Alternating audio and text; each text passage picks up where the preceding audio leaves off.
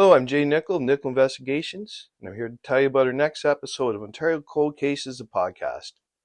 Coming this Sunday, March 3rd, on the disappearance of Marianne Schuett.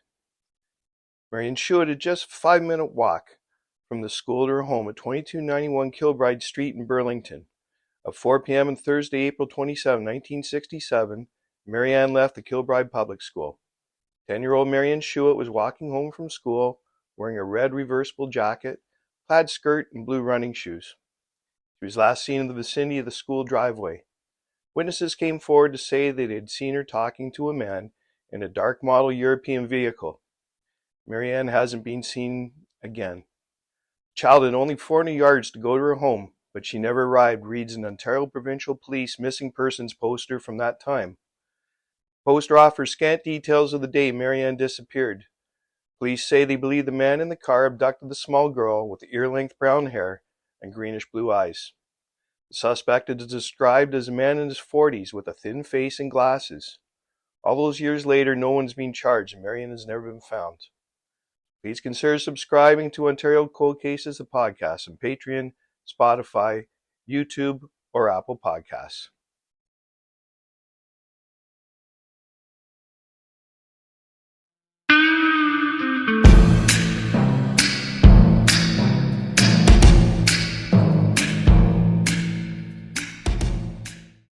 Hello, I'm Jay Nicoll from Nicoll Investigations, and I'm here to tell you about some of the upcoming episodes of Ontario Cold Cases, the podcast. Marie Woods, a 31-year-old single mother of a 6-year-old daughter, vanished on September 21st, 1981. Subaru station wagon was found abandoned on October 5th at the Scarborough Town Centre. Police found no clues to her disappearance in her home or car. Although there was no specific evidence immediately to suggest she had been abducted, Woods had a normal life, a well-paying job, and the responsibility of her daughter, suggesting she wouldn't have left on her own volition. And 5 years later, November 1986, remains later identified as Woods were found in Newmarket, about 50 kilometers north of where her car was abandoned. So please consider subscribing to Ontario Cold Cases, the podcast, on Patreon, Spotify, YouTube, or Apple Podcasts.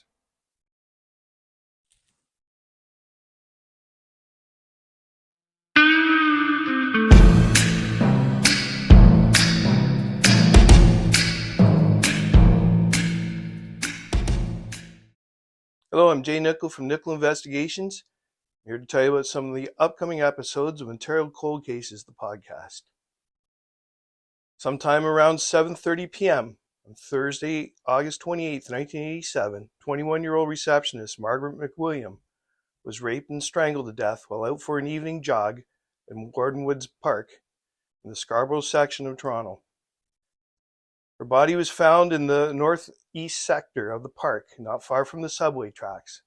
Police found a clear footprint at the scene and were able to identify the type of shoes worn by the killer as rare battered gray and white high-top sneakers with the letters AAU on the heel.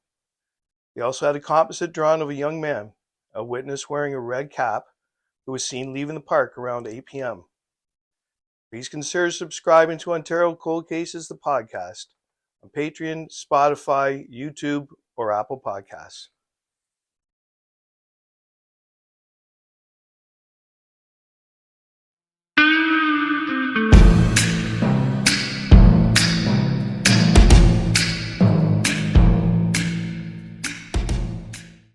Hello, I'm Jay Nicoll from Nicoll Investigations, and I'm here to tell you about some of the upcoming episodes of Ontario Cold Cases, the podcast.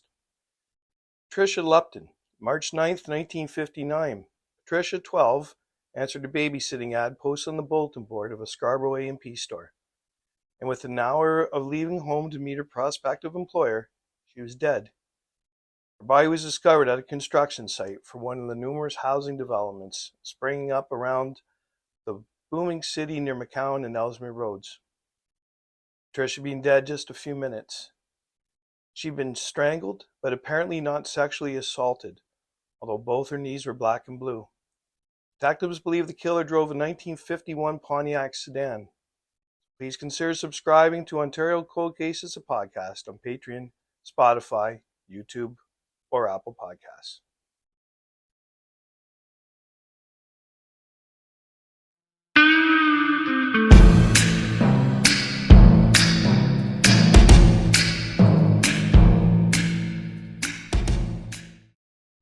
I'm Jay Nicoll from Nicoll Investigations. I'm here to tell you about some of the upcoming episodes of Ontario Cold Cases, the podcast. On September 15, 1988, 80-year-old Sarah Dillman got a ride into town to enjoy a day of shopping in Goderich. Afterwards, she was dropped off at home and settled in for a relaxing evening.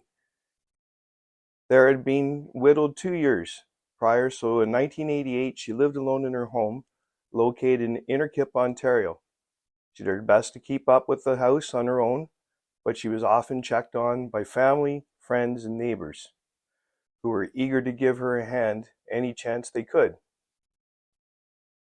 On the afternoon of September 16, 1988, Sarah's neighbor Ken Russell called to see how she was doing. Following repeated attempts, he became worried and headed over to her house at 2:40 p.m. to make sure everything was okay. After getting no answer at the door, Russell entered the home. Just inside the front door, Russell found Sarah dead on the floor. An autopsy later determined Sarah had been beaten and strangled to death. Evidence at the scene indicated she fought hard for her life, leading investigators to believe the killer sustained injuries during the attack. Sarah's killer is yet to be brought to justice. So please consider subscribing to Ontario Cold Cases, the podcast, on Patreon, Spotify, YouTube, or Apple Podcasts.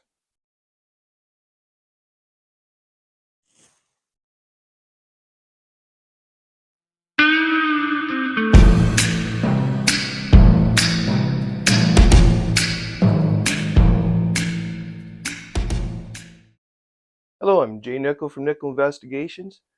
I'm here to tell you about some of the upcoming episodes of Ontario Cold Cases, the podcast. OPP continued to investigate a 45-year-old cold case homicide of a woman who was found beaten to death just outside Peterborough. Karen M. Woodcock, 33, was last seen around 4:30 a.m. on July 1st, 1973 in the area of Park Hill Road and Reed Street in Peterborough.